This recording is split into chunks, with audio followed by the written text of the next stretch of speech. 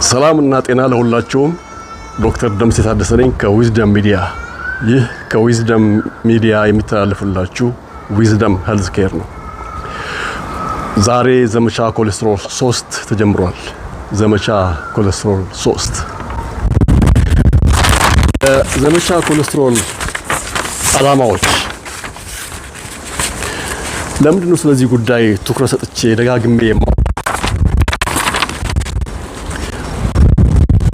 አንደኛ ያላግባብ የተከሰሰውን ከተፈጥሮ ከእንስሳት የሚገኝ ቅባትና ስጋ ኮሌስትሮልን ነፃ ማውጣት ነው። ሌላው ሁለተኛው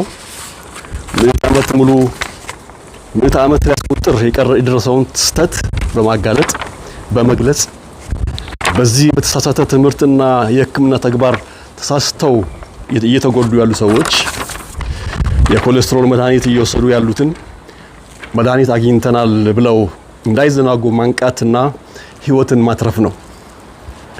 ሶስተኛው ትክክለኛውን የልብና የደም ስሮች በሽታ መነሻ ምክንያት ማሳየት ነው። በአደናጋሪና አሳሳች ትምህርትና አገልግሎት ከትክክለኛው የችግር ምንጭ አይናችንን አዙረን ወደ ተሳሳተ አቅጣጫ አትኩረናል። የሐሰት ጠላት ላይ አንጣጣን ጠላታችን በግላጭ እያጠቃን እየገደለን ይገኛል።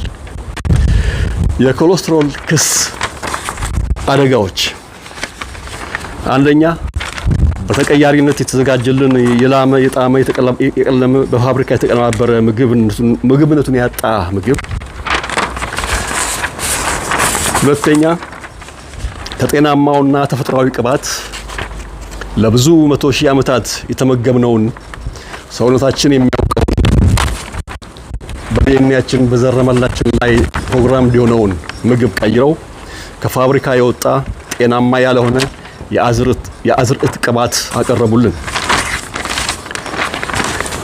ሶስተኛ ከጥቅሙ ጉዳቱ የሚበልጥ መርዝ ሊባል የሚችል መድኃኒት ተብዬ ነገር አቀረቡልን።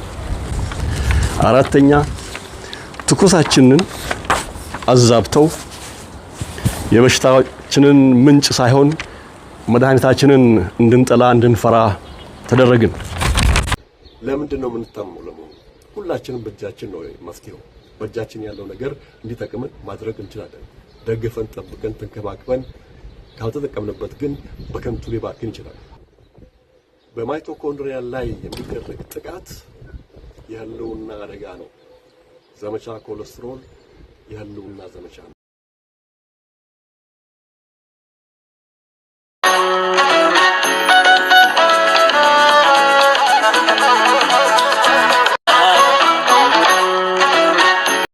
በማይቶኮንድሪያ ላይ የሚደረግ ጥቃት የህልውና አደጋ የህልውና ጥቃት ነው። ዘመቻ ኮሌስትሮል የህልውና ማስጠበቅ ማስከበር ዘመቻ ነው። ተፈጥሯዊና ጤናማ የእንስሳት ተዋጽኦ ቅቤ፣ ጮማ፣ ስጋ፣ እንቁላል ተከልክለን ከፍተኛ መጠን ያለው ካርቦሃይድሬት፣ ስኳሮች፣ የፋብሪካ ዘይት አብዝተን እንድንመገብ ተመከረን። ህግም ሆኖ በመመሪያ ሰጠን። ጤናችንን ነጠቁ። ቫይታሊቲ የህይወት ጉልበት ወኔና ማይቶኮንድሪያ ቀጥተኛና የማይነጣጠል ቁርኝነት አላቸው። ህይወት የሚሰማን ጠንካራ የምንሆነው ባጭሩ ለመግለጽ ቫይታሊቲ ማለት በውጭ የምናየው የሰውነት ወይም የአእምሮ ንቃት ሲሆን ማይቶኮንድሪያ ደግሞ ለዚህ ንቃት የሚሆን ነዳጅ ኤቲፒ የሚባለው ነዳጅ የሚያቀርብ የውስጣችን ሞተር ነው። የህይወታችን ሞተር ነው። አንድ ሰው ቫይታሊቲ ያለው ወይም ህያውነት ንቃተ ህሊና የተሞላ ነው ስንል ያ ሰው የጠራ አእምሮ፣ የማይደክም ጉልበት፣ ጥሩ ስሜትና በሽታን የመቋቋም አቅም አለው ማለት ነው። ይህ ሁሉ የሚመነጨው ከማይቶኮንድሪያ ነው።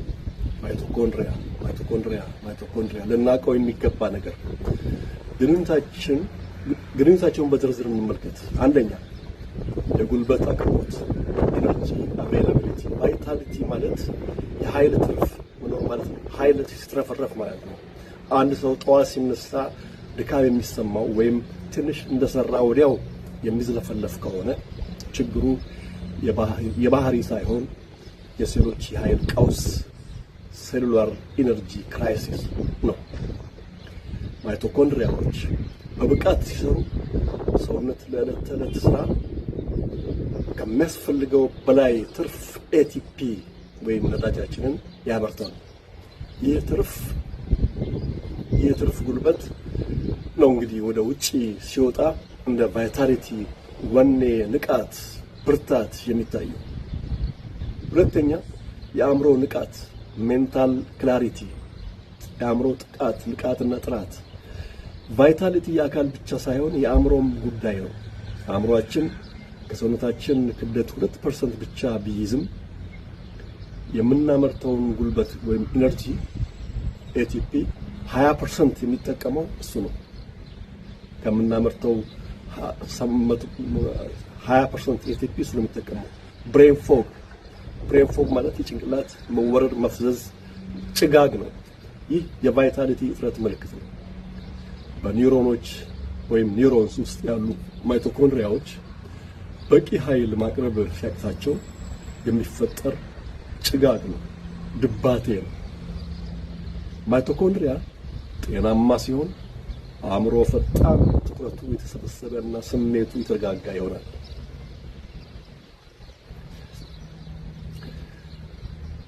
አንጎላችን ወይም ብሬን ምንም እንኳን ከሰውነታችን ክብደት 2% ብቻ ቢይዝም አጠቃላይ ክብደቱ ነገር ግን የምናመርተውን አጠቃላይ ጉልበት ወይም ኤቲፒ 20% ይጠቀማል።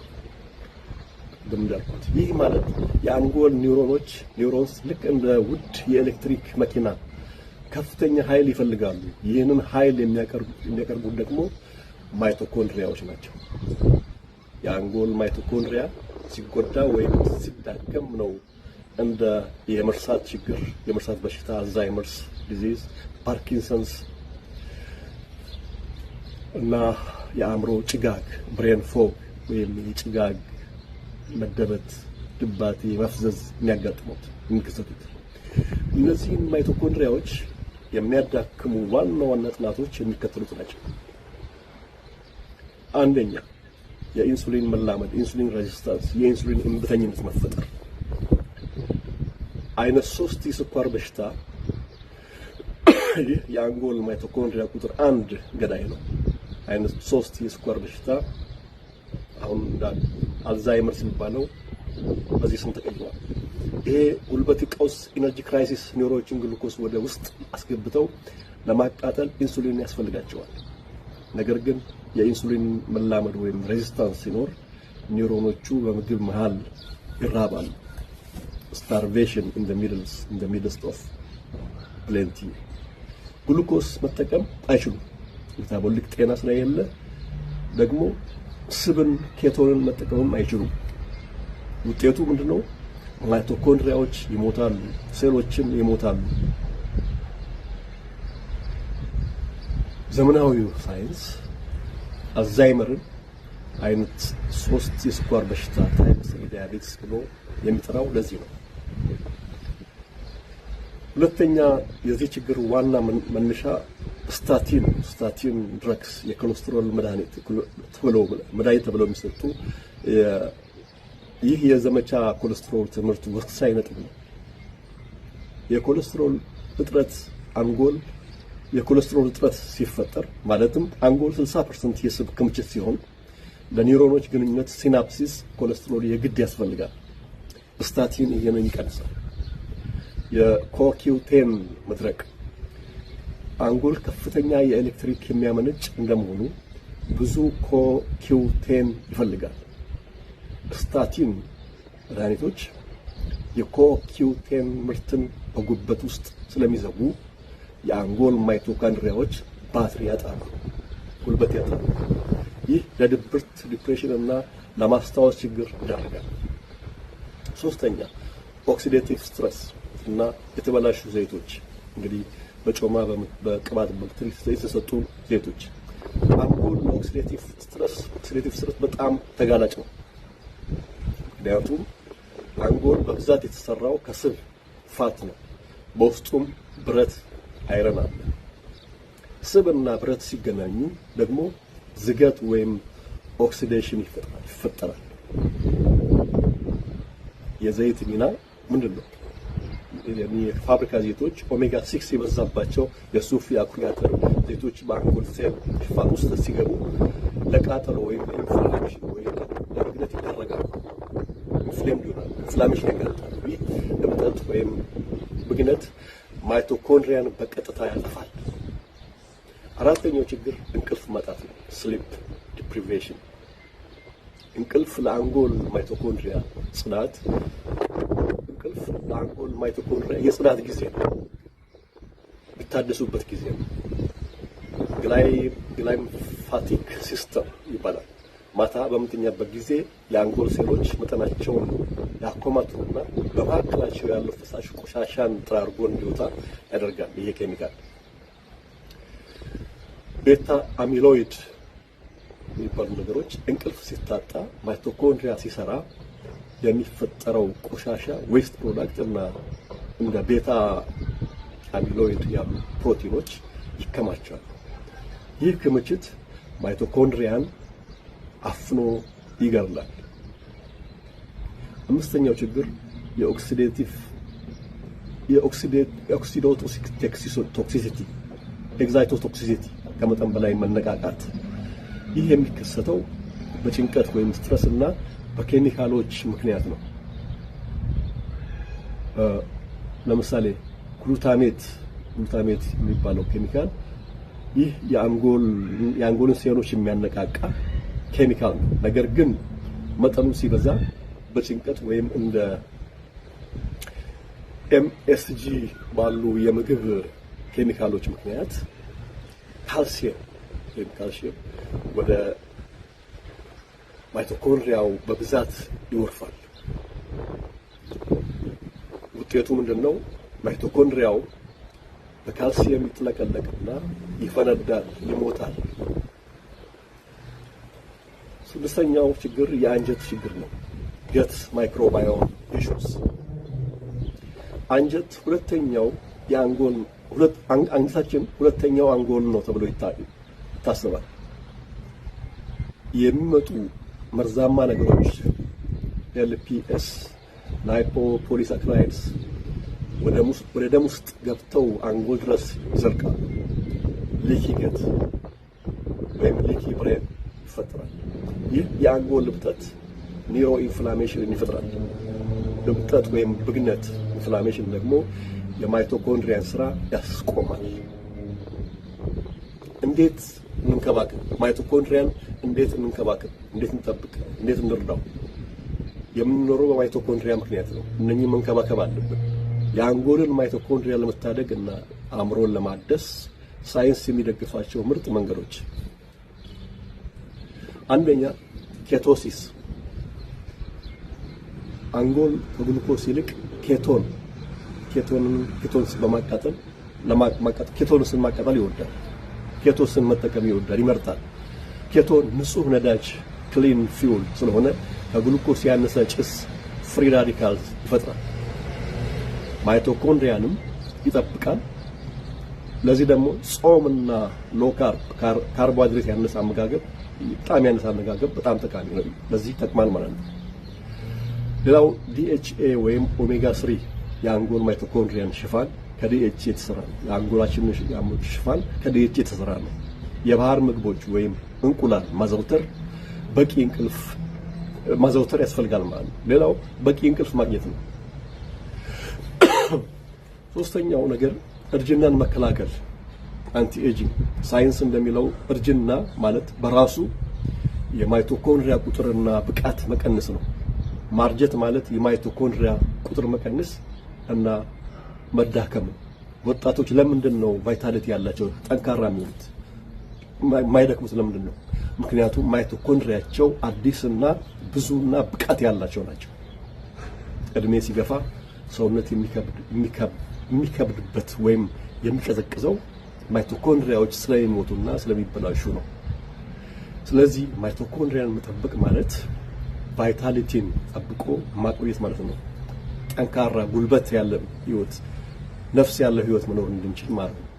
ስለዚህ ሌላው ነገር ሬዚሊየንስ መቋቋም እንድንችል የሚያደርገን ቫይታል ማለት በሽታን ወይም ጭንቀትን ስትረስን ተቋቁሞ በፍጥነት የማገገም ብቃት ነው እንግዲህ ቫይታሊቲ ማለት። ስለዚህ ማይቶኮንድሪያዎች ጉልበት ከማምረት ባሻገር ሴሎች አደጋ ላይ ሲሆኑ ጠግኑኝ ወይም ተከላከሉ የሚል መልእክት ወይም ሲግናሊንግ ያስተላልፋሉ። ጤናማ ማይቶኮንድሪያ ያለው ሰው ለበሽታ አይበገርም። ቢታመምም በፍጥነት ያገግማል፣ በፍጥነት ይድናል። አምስተኛው ችግር የሜታቦሊክ መተጣጠፍ የሜታቦሊክ ፍሌክሲቢሊቲ ያስፈልገው ነገር ይሄ እንዴት ማይቶኮንድሪያን መከባከብ እንደምንችል። ከፍተኛ ቫይታሊቲ ያለው ሰው ሰውነቱ በስኳር ብቻ አይመራም፣ ስብንም በብቃት ይቃጠላል፣ ስብንም ይጠቀማል። ማይቶኮንድሪያን በስኳር ብቻ የሚሰራ ከሆነ ማይቶኮንድሪያችን በስኳር ብቻ የሚሰራ ከሆነ ጉልበቶ ልክ እንደ ሮለር ኮስተር ውጣ ውረድ ይበዛበታል። ኢነርጂ ክራሽ ያጋጥመዋል። በየጊዜው መድከም መፍሰስ ያጋጥማል። ማይቶኮንድሪያ ስብን ፋትን ማቃጠል ሲለምድ ግን ልክ እንደ ግንድ ረጅም ሰዓት የሚቆይ የማይዋዥቅና አስተማማኝ ጉልበት ይኖሮታል። እውነተኛው ቫይታሊቲ የሚገኘው እዚህ ጋር ነው። ለማጠቃለል ያህል ማይቶኮንድሪያ የህይወት ባትሪ ነው። ባትሪው ሙሉ ሲሆን ስልኩ ሰውነታችን ማለት ነው። ሞባይል ስቃስቡት ሁሉም አፕሊኬሽኖች ማሰብ፣ መሮጥ፣ መስራት፣ መደሰት ያለ ችግር ያንቀሳቅሳል። ባትሪው ሲደክም ግን ማይቶኮንድሪያል ዲስፈንክሽን ሲፈጠር በጣም ከባድ የሆነ ድብርት፣ የህይወት ጣዕም ማጣት ብዙ ጊዜ የስነ ልቦና ሳይሆን በሴል ደረጃ የሚከሰት የማይቶኮንድሪያ ድክመት ውጤት ነው። መልፈስፈስ፣ አሁንም መድከም